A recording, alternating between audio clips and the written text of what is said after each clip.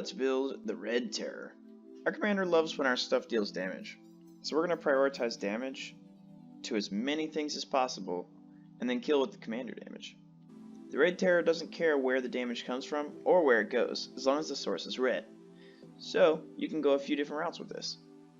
But before we get to the damage trigger, let's amplify any damage we might be dishing with some red effects we know and love, like Torbrand to add some damage, cards like Furnace of Wrath or Fiery Emancipation to double or triple damage, and Torolf to throw any extra damage around for extra triggers on our commander. Not to mention, Torolf can help snowball damage spells for multiple triggers and even gather enough with the damage doubler to kill a player if you target enough small creatures first. Now, let's deal some damage.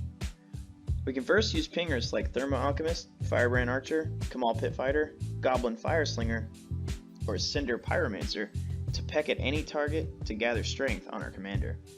There are loads of pingers in red if that's the route you want to take.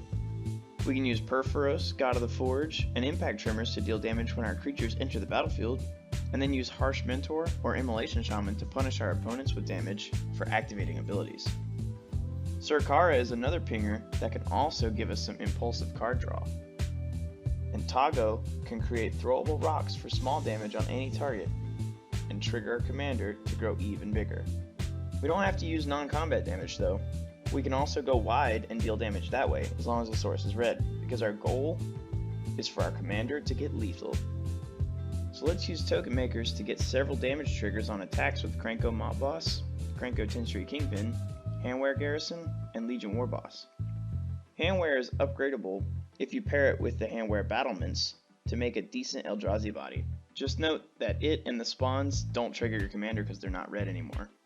You can make some tokens defensively with Kazul Tyrant of the Cliffs, and we don't have to use small tokens.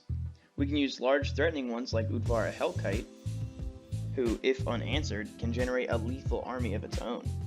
Or other cards like Dragon Cultist, Rakamar, Zerzoff, Manaform Hellkite, and Kiki Jiki. If you like living life on the edge, we can half life totals for triggers with Heartless Hidasugu.